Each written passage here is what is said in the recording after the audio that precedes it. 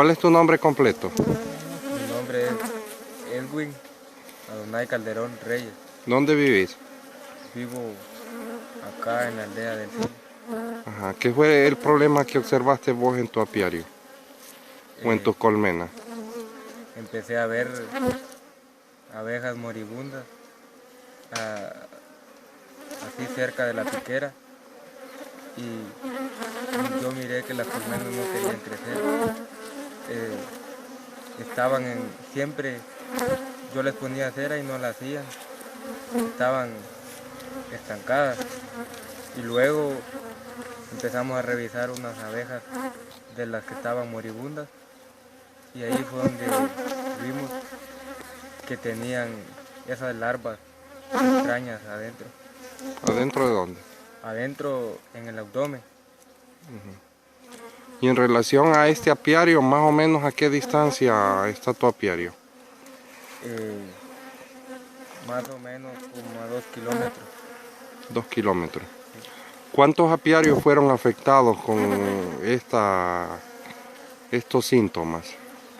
Fueron afectados más o menos como 5. 5 en todo alrededor. Sí, ¿Y, aquí alrededor. y qué sería la distancia más o menos de los otros apiarios en relación a este? La distancia, el otro está ahí cerca como a 1 kilómetro. Ajá. Otro que hay arriba, ese está como a 2 kilómetros. Ujú. Y En otro línea recta. sí, en línea recta. Y hay otro que está abajo, ese está más cerquita, como 1 kilómetro también. Y también estuvo afectado. Sí, bastante afectado. Eran cantidades de abejas moribundas ahí alrededor de la colmena. Ok, ok. ¿Y cómo estaba el clima? Tal vez puedes describir cuando hicieron ese descubrimiento. Es que eso fue, bueno, en noviembre, en diciembre florea el con. Ujú. Pocos días después de que pasó la floración del con, empezamos a ver esos síntomas. Ok. O sea que estaban en plena floración. Sí, y lo raro era que uno al venir la floración espera que las colmenas levanten Ajá. rápido. Y ahí fue al contrario, que no querían. Pero había frío. En unos días sí, había bastante frío. Lluvia. Lluvia poco, lo más ha sido frío. Y las reservas de miel y de polen, ¿cómo estaban en la colmena cuando descubrieron ese problema? Eh, Polen tenían y miel, la mayoría tenía miel, tenían buenas reservas. Ok. ¿Y se murieron y no se consumieron la miel o sí había reserva? Eh, Ahorita hace poco de que pasó el frío, fue que se comieron la reserva. Por eso, entonces, se estaban muriendo y se estaban comiendo la reserva. Bueno, sí, porque no había entrada de néctar. Ayúdame, Leonel, con la descripción del caso, por favor. Es que el asunto fue de que cuando la floración comenzó en como del 10 de diciembre en adelante, entonces ahí vimos un despunte de las colmenas, comenzaron a crecer y de repente, aún habiendo floración, mirábamos que hubo un estancamiento en las colmenas. Ujú. Entonces luego empezamos a detectar que era que había mortalidad de abejas y fue cuando comenzamos a ver que había una ausencia bastante fuerte de la abeja pecoreadora dentro de la colmena.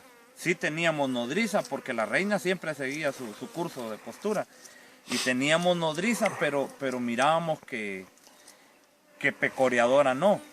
Entonces fue cuando comenzamos a ver que en las esquinas así de los apiarios estaba concentrada la cantidad de abejas. al punto que hasta lledía, porque era en gran cantidad. La mortandad, la tufazón. La mortandad. Entonces fue cuando empezamos a ver que las colmenas empezaron a bajarnos y a bajarnos, al punto que algunas que les habíamos puesto alza y que habían construido algunos 3 o 4 panales, 5, nos tocó que retirarlos y dejarlas solo en una sola cámara de cría. Y eso influyó también para que se comieran las reservas y la colmena pues, se redujera a una cantidad de abejas muy pocas. Entonces nosotros también le atribuíamos porque en esos días paró bastante el verano, entonces no se miraba mucha floración. Entonces nosotros le atribuíamos que era eso, que no había flujo de néctar.